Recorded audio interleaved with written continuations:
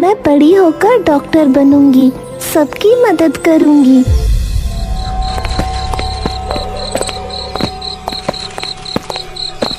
रवीना, मेरी गुड़िया।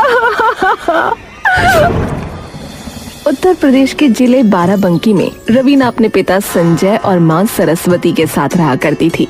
संजय सब्जी बेचता था और सरस्वती सिलाई का काम करती थी। रवीना बचपन से ही बहुत रहमदिल थी और उसे सबकी मदद करने में बड़ा मजा आता था। एक दिन वो घर के बाहर खेल रही थी। आओ रवीना, छुपन छुपाई खेले। हाँ चलो चले। मैं पेड़ के पास जाकर गिनती गिनता हूँ, तुम छुप जाना तब तक। बच्चा पेड़ के नीचे जाकर आंख बंद करके गिनती गिनने लगा और रवीना छुपने की जगह ढूंढने लगी। लेकिन तभी उस बच्चे के ऊपर पेड़ पर से कुछ गिरा और वो घबराकर चिल्लाने लगा, बचाओ! क्या हुआ? क्या हुआ? अरे ये तो चिड़िया है, ये मेरे ऊपर क्यों गिरी? अरे इसे तो चोट लगी है, हाय बेचारी। मैं नहीं खेलूंगा अब, गंदी चिड़िया मेरे ऊपर गिर गई। मैं नहाने जा रहा हूँ। ठीक है चल आजा, मैं तो इस बेचारी का इलाज करूंगी। रवीना फटाफट घर के अंदर गई और पानी और रुई लेकर आई और चिड़िया को पानी पिलाकर उसके जख्म को साफ करने लगी। सरस्वती और संजय ने रवीना को भागते हुए देखा तो वो भी उसके पीछे गए। अरे ये तुम क्या कर रही हो बेटा? मैं इस चिड़िया को ठीक कर रही हूँ, इसको चोट लग गई है। सिर्फ रुई से? अरे इसके जख्म पर तो दवाई लगानी पड़ेगी ना। रुक मैं लेकर आती हूँ।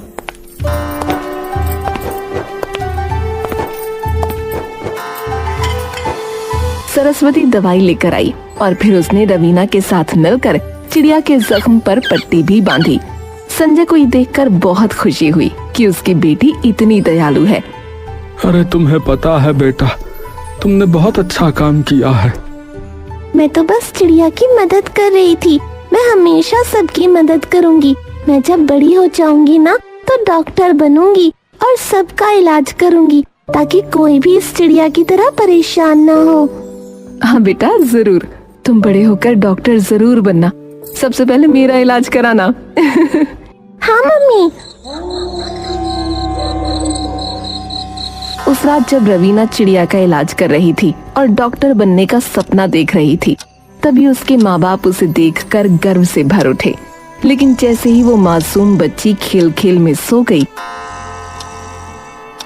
माँ बाप की चिंता शुरू हो गई। संजय, हमारी बेटी तो बड़े सपने देख रही है, कह रही है डॉक्टर बनेगी, मगर क्या हम उसके सपनों को पूरा कर पाएंगे? सरस्वती, सपनों का बोझ मत सोच। भगवान बड़ा है, हम गरीब हैं तो क्या, हमारी बेटी की किस्मत बड़ी है। देखना, उसका तारा चमकेगा। मुझे डर लगता है कहीं हमारी गरीबी उसके पंख न कतर दे। नहीं, भगवान गवाह है, मेरी बेटी डॉक्टर बनेगी। चाहे मेरी सांसें चली जाएं, पर मैं उसका सपना पूरा करवाऊंगा। हाँ। छोटी सी रवीना धीरे धीरे जवान होती गई। अब वो 18 साल की हो चुकी थी। उसकी आंखों में वही चमक थी डॉक्टर बनने की। इंटरमीडिएट की आखिरी परीक्षा का दिन था। सब बच्चे अपने अपने भविष्य को लेकर सपने बुन रहे थे। परीक्षा खत्म होते ही क्लास में हलचल मच गई। रवीना, एक बात कहूँ? क्या बात है? मैं तुमसे प्यार करता हूँ। क्या तुम मेरी गर्लफ्रेंड बनोगी? ये क्या मजाक है? मैं यहाँ पढ़ने आई हूँ, मोहब्बत करने नहीं। मैंने कसम खाई है कि मैं अपने माँ बाप का नाम रोशन करूंगी। तुम्हें अगर इज्जत करनी है तो मेरे सपनों की करो, बेकार के रिश्तों की नहीं। माफ करना रवीना, तुम सच में अलग हो। मैं तुम्हारा आदर करता हूँ। घर आकर रवीना ने घटना अपने माँ बाप को सुनाई। सब मुझे सिर्फ मेरी शक्ल से देखते हैं, कोई मेरी अकल नहीं देखता। सब कहते हैं मैं खूबसूरत हूँ, लेकिन मैं उनसे कहती हूँ मैं समझदार भी हूँ, बुद्धिमान भी हूँ। कोई देखता क्यों नहीं? अरे बेटी, तुम्हारी अकल भी सब देखते हैं, लेकिन क्या करें, खूबसूरती सबसे पहले नजर आती है। मुझे ये बिल्कुल पसंद नहीं। अरे मत नाराज हो मेरी गुड़िया, हम सब जानते हैं कि तू कितनी होशियार है, और जब शादी का वक्त आएगा तो तेरे लिए ऐसा लड़का ढूंढेंगे जो तेरी अकल और तेरे जज्बे से प्यार करे। अच्छा। फिर आया रिजल्ट का दिन। पूरे जिले में शोर था कि रवीना ने 12वीं की परीक्षा में टॉप किया है। घर में मिठाई बंटी, पड़ोसी आए, हर कोई उसकी तारीफ कर रहा था। वाह संजय भाई वाह, है आपकी बेटी तो कमाल की निकली, हमारी तो छाती चौड़ी हो गई भाई, अब तो ये सीधा डॉक्टर बनेगी। हाँ गौरव भैया, यही तो सपना है हमारा। बेटी अब आगे की तैयारी करनी है, तुम मेडिकल कॉलेज जाएगी? ना पिताजी, मेडिकल की फीस बहुत महंगी होती है, हम कैसे देंगे? रवीना की आंखों में चमक के साथ साथ चिंता भी आ गई, लेकिन उसके माँ बाप ने उसकी चिंता पल भर में मिटा दी।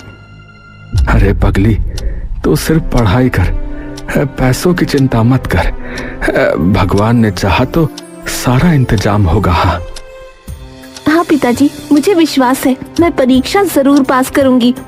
हाँ बेटी, पूरी ताकत लगा दे, तू ही हमारी उम्मीद है। कुछ महीनों तक रवीना ने जी जान से मेहनत की। रात रात भर पढ़ाई, सुबह जल्दी उठकर नोट्स बनाना,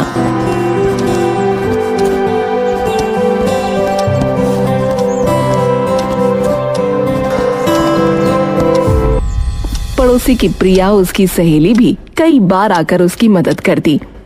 रवीना, तू तो बिल्कुल पागल हो गई है, इतना कौन पढ़ता है? जो अपने सपनों से प्यार करते हैं वही पागलपन करता है। बस यही जुनून चाहिए तो जरूर डॉक्टर बनेगी। आखिरकार नीट का दिन आया। लाखों बच्चों के बीच रवीना भी परीक्षा हॉल में बैठी थी। पसीना, घबराहट, पर आंखों में दृढ़ता। उसने कलम उठाई और हर सवाल पर ऐसे टूट पड़ी जैसे ये उसकी जिंदगी की आखिरी लड़ाई हो। घंटियां बजीं, पेपर खत्म हुआ, बच्चे हॉल से निकले, कोई रो रहा था, कोई खुश था। रवीना का चेहरा चमक रहा था। हाँ, मैंने अपना सपना पूरा करने की तरफ पहला कदम रख ही दिया है। भगवान, अब सब आपके हाथ में है। वो मुस्कुराते हुए घर लौटी। माँ और पिताजी दरवाजे पर खड़े थे, जैसे उनकी सांसें रुकी हुई हों। कैसा हुआ बेटा पेपर? माँ, पिताजी, बहुत अच्छा हुआ, मुझे यकीन है मैं पास हो जाऊंगी। शाबाश मेरी बेटी, शाबाश, आज तूने मेरा सिर गर्व से ऊंचा कर दिया। हाँ। उस दिन घर में उत्सव का माहौल था, लेकिन किसी को अंदाजा न था कि आने वाले समय में ये सपना कितनी बड़ी परीक्षा से गुजरेगा। रवीना का एंट्रेंस एग्जाम हो चुका था। सबको विश्वास था कि वो परीक्षा पास करेगी और सरकारी मेडिकल कॉलेज में दाखिला लेगी। लेकिन जहाँ सपने चमकते हैं, वहाँ लोगों की जलन भी जागती है। आगे रवीना के साथ क्या हुआ या देखने के लिए चैनल को सब्सक्राइब और पार्ट 2 कमेंट कर दो।